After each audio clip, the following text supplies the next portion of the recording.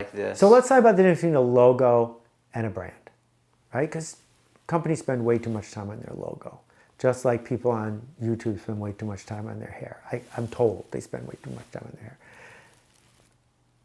If Nike opened a hotel, I think we would be able to guess pretty accurately what it would be like. If Hyatt came out with sneakers, we'd have no clue. Because Hyatt doesn't have a brand. They have a logo. If I swapped the signs on a hotel at that price point, you couldn't tell. If you were to Marriott, if you were to Hilton, if you were to Hyatt, the hallway, the room, I don't know, where am I? No brand. So what it means to have a brand is you've made a promise to people. They have expectations. It's a shorthand. What should I expect the next time? And if that is distinct, you've earned something. If it's not distinct, let's admit you make a commodity and you're trying to charge just a little bit extra for peace of mind. The problem that Hyatt and Hilton and Marriott and the rest have is sort by price. Because if I go online now to find a hotel, it's really simple. Sort by price. Why would I pay $200 extra to go a block away? I don't. So what's the value of a brand? The value of a brand is how much extra am I paying above the substitute? And if I'm not paying extra, you don't have a brand. There aren't but a few brands that I trust. And when I find a brand, when I find a product, when I find that thing that works for me, I stick with it because they've earned a reputation. And 9 times out of 10, they deliver on what they promise.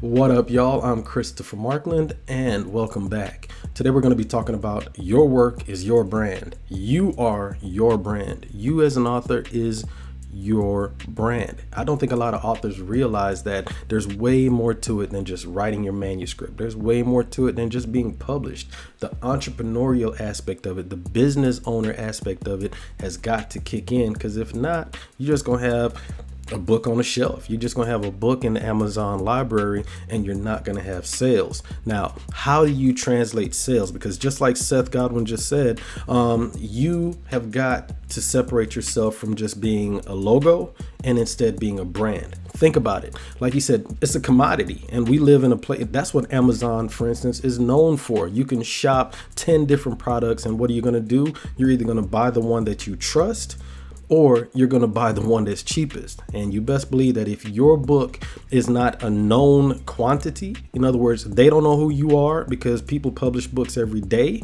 And that means that they're not going out specifically to buy your book. They're buying a commodity, meaning, you know what? I'm going to go check on Amazon and I'm going to buy a book today.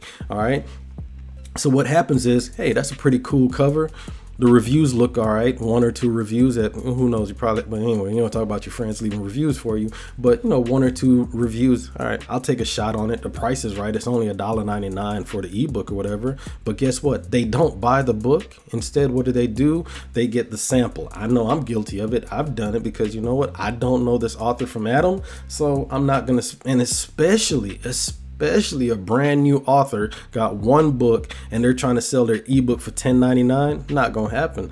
I mean, think about it. If the Eric Jerome Dickies of the world, they're selling their ebooks for $7.99, $6.99, etc., why am I gonna go and spend $10.99 and up for somebody for their first book? Little things like that. Why? They haven't established a brand.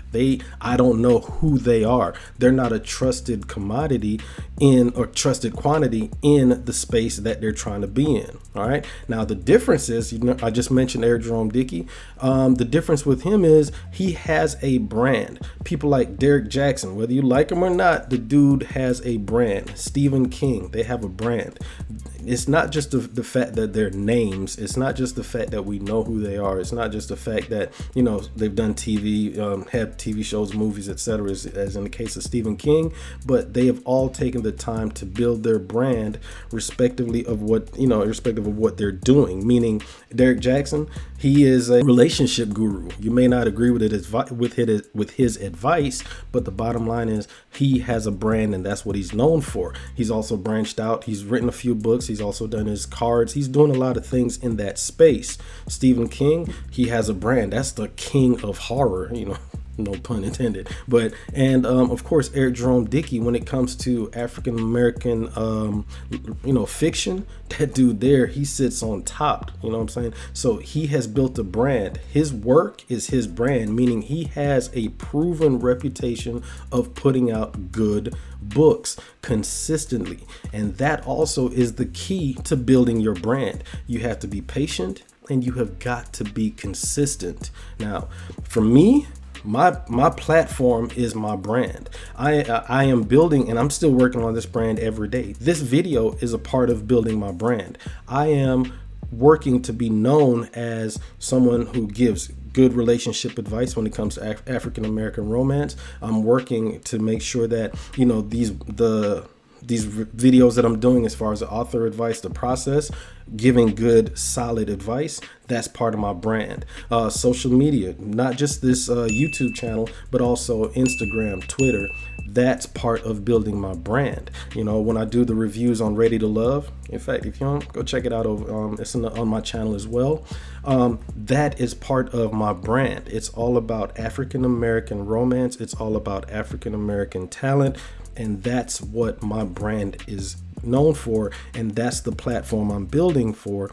And that work that I'm putting in is part of my brand. Now, don't get it twisted.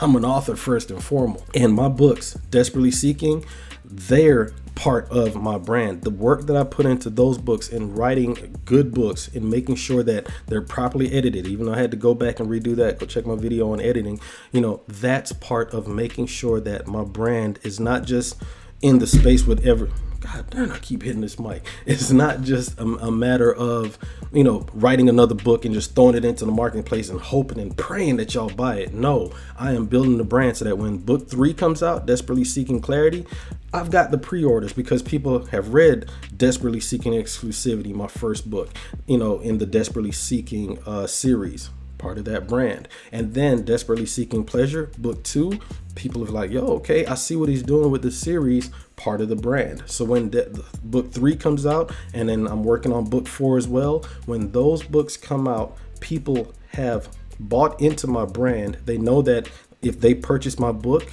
they're going to get a quality product.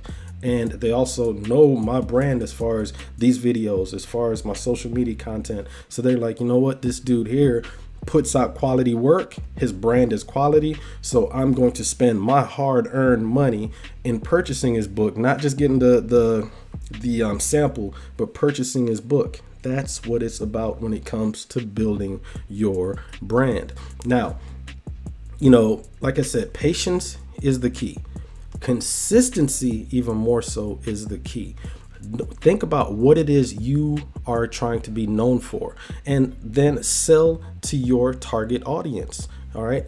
I did a video on your target audience. You know what your genre is. You know what your niche is. Now build your brand around your niche and sell to them. Build your brand around what it is you're trying to do. If you're doing science fiction, run it. If you're doing horror, run it. That's up to you to figure out, how can I build my brand? Nothing's going to be easy. That's life. But how can you build your brand in order to make sure that you can be the best author out there? Not just a good book that you wrote, hopefully, not just the fact that you published it's got a nice cover, hopefully, but how can you sell those books that you spent so much time writing, researching, and then publishing? All right, so what are the things that you as a writer are doing to build your brand? What are the things that that you look for when you go out and spend your money, especially when you're purchasing a book? It's hard, so let me know. All right, once again, y'all, keep writing. Stay determined. Have a good one.